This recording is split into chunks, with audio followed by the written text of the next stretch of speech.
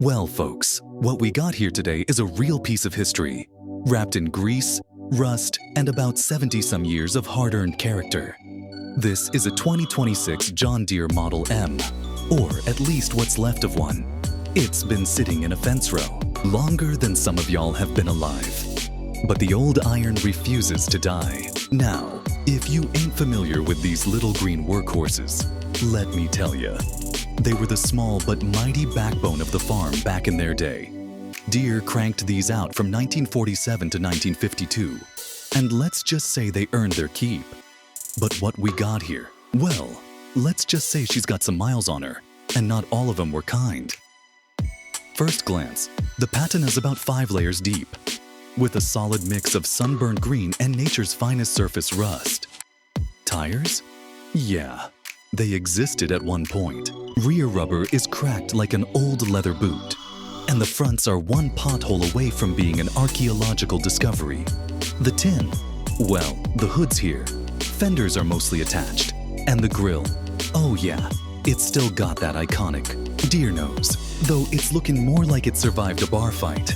Now, these Model M's were simple, honest machines. Under that hood, or at least under where the hood should be, sits a 1.6-liter two-cylinder engine.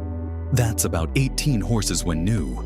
But I'd be willing to bet this old girl is pushing out about half that right now, if she even turns over. These ran on gas or all fuel, meaning back in the day, if you were cheap or just creative, you could dump whatever flammable liquid you had on hand into the tank, and she'd still chug along. The carbs gummed up, the mags probably got more dust than spark, and judging by the cobwebs, a whole family of spiders has made a nice home under there. Climbing into the seat, or what's left of it, you can tell this thing was built back when tractors were more steel than comfort. No fancy suspension, no plush cushions, just a bare metal pansy designed to keep you working, not relaxing. The shift lever's got about 2 inches of slop in every direction, which means it's either got the loosest transmission this side of a junkyard, or it's just well seasoned. The throttle lever still moves, though it feels like it's full of gravel. And the clutch, well, let's just say there's some resistance, but it's anybody's guess if it actually still works. Now, the hydraulics on these were pretty advanced for their time. Deere called it the Touch-O-Matic, which sounds fancy, but really, it just means you don't have to arm wrestle the thing to lift an implement. Problem is, I don't see much for hydraulic fluid in sight. Either it leaked out years ago, or it's turned into something that resembles maple syrup. I'd put my money on the latter. The battery box? Oh yeah, it's still there, but barely. Looks like a rat nest got comfy in there at some point. And the cables are just a distant memory. Probably gonna need a fresh 6-volt battery, if the starter even decides it still wants to work. And if not, well, nothing wrong with a good old-fashioned hand crank start. Assuming, of course, that this thing doesn't just backfire and take out my kneecaps in the process. So what's the plan for this fine piece of American agricultural history? Well, first step, see if she even turns over.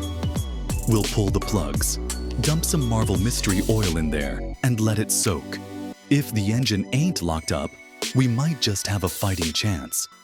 Carbs definitely coming off for a rebuild, and I got a sneaking suspicion the fuel tank's got more rust in it than actual metal. Might be able to patch it, or might just have to grab a replacement if it's too far gone. Tires? Well, that's a whole different problem. Rears are gonna need tubes at the very least, and the fronts. I might have a pair of spares laying around from some other project. If not, a couple of fresh ones ain't the end of the world. And let's not forget the electrical system, which, judging by the condition of these wires, looks like it had a small electrical fire at some point. Or maybe just got chewed up by something with whiskers and a love for rubber insulation. Either way, gonna need to rewire half the thing before she's roadworthy. Now, let's be real. This thing ain't gonna be a showpiece, and I ain't trying to make it one. But if I can get her to run, move, and maybe even stop under her own power, I'd call that a win. There's just something about bringing old iron back to life that's more satisfying than anything you'll find on a dealership lot today. So, let's grab some wrenches, a can of starting fluid, and maybe a prayer or two. With a little luck and a lot of elbow grease, this old Deere might just roar back to life. Or at least sputter and cough enough to remind us that, even after all these years, she's still got a little fight left in her.